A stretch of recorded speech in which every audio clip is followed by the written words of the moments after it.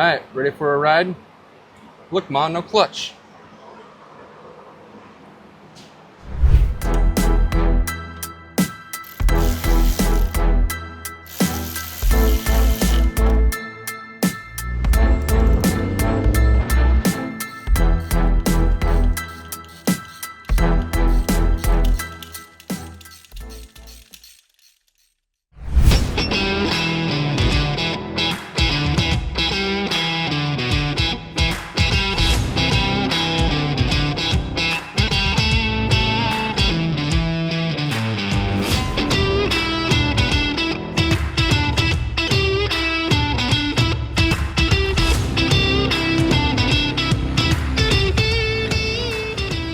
So we started in second gear on this one. Got enough torque probably for third, but it rolls out pretty good, nice in second. Again, no clutch then. Now, when we shift on the fly, when we get up to speed, we are going to want to, use the clutch, shift up to third, because when we push that clutch in, it kills the regen. So that way, we don't have the momentum of this car still moving forward and regen turning on when the clutch is pushed in, and therefore stopping the motor with no momentum with the clutch engaged. And then when I disengage, and then when I, put the clutch out, motor stop, but the car's still going. That's going to be catastrophic for the clutch, if you can imagine. Maintain its off-road capabilities, but it's electric, so we got more torque, we got more instant torque. If this is really going to be like a rock crawler, it'd be a great setup for it, because you got that good torque that you can just really feather. You don't have to be at high RPMs to get some torque if you're really like getting some good traction on something. I'm not a big off-roader four-wheeler, but I feel like it'd be pretty good for it. And really, the owner of this car, this is what they're going to be doing with it.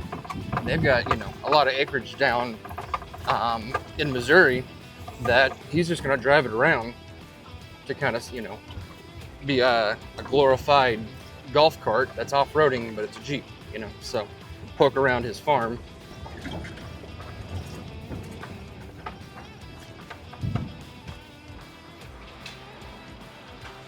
All right, so now that we know the capabilities, let's see how it got those capabilities.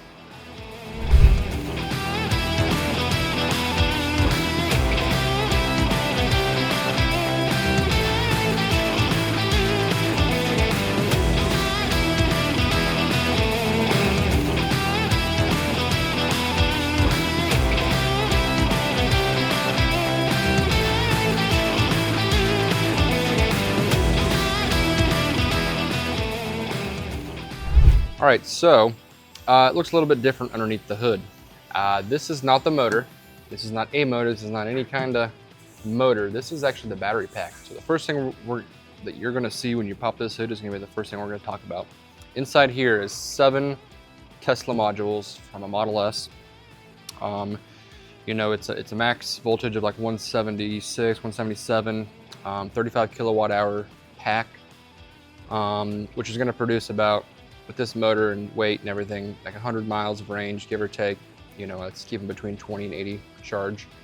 Yeah, the pack is definitely the biggest thing that takes a lot of work on these EVs. As you can see, this is a fabricated box here that we made to fit in there. All the wiring's in there. But the junction box over there, that's really cool. I love the acrylic cover over that. That's where all of the electrical stuff just kind of comes together and goes out to where it needs to go. We use a lot of plugs, so really this battery pack can lift right out once you kind of unplug everything, and makes it decently serviceable. Shouldn't need it, but it is. The big charger on the side there is the onboard charger. That'll charge your battery pack after you plug in your J plug from the wall. Then outside of that, there's the DC to DC converter. That converts your 177 volts in here down to 12 volts to charge your battery, just like an alternator would do. We kept all this original electrical intact. We haven't really taken anything out of it outside of bringing a key switch out to to run our key switched items. And that's really it. And added all the necessary circuits for 12 volt stuff that this still uses. But let's come over here and we'll take a look at a few things over here. So had a mechanical power steering pump previously attached to the engine belt drive.